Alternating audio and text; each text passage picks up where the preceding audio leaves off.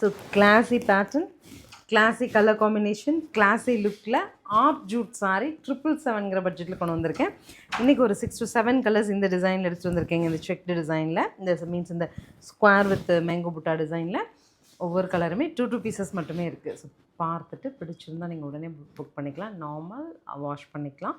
Light weighted fabric too. Colours பாருங்கள், பிடிச்சது எடுத்துக்கலாம்.